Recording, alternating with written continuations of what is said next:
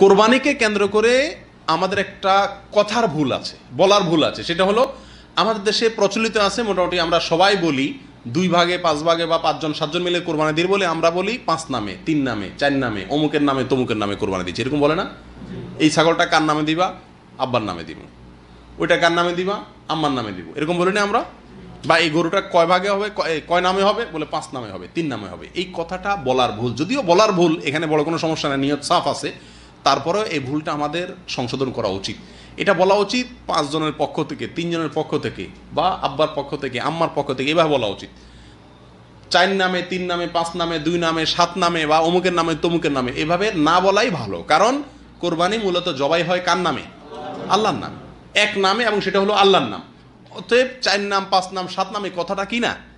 সঠিক না। যদিও এখানে কেউ আল্লাহর নামের জায়গায় এই নামগুলা বসাচ্ছে না, তাহলে তো শিরক হতো।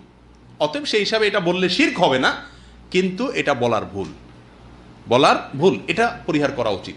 আমরা 5 নামে, 3 নামে, 7 নামে, আমার নামে, তোমার নামে কোরবানি দিচ্ছি, এটা না বলে আমরা বলবো 5 জনের পক্ষ থেকে, 3 জনের পক্ষ থেকে, 7 জনের পক্ষ থেকে, আমার পক্ষ থেকে, তোমার পক্ষ থেকে, এই পক্ষ থেকে বা অমুক এত ভাগে, এইভাবে কোরবানি দিচ্ছি, এই কথাটা বলা উচিত, নামে না বলে।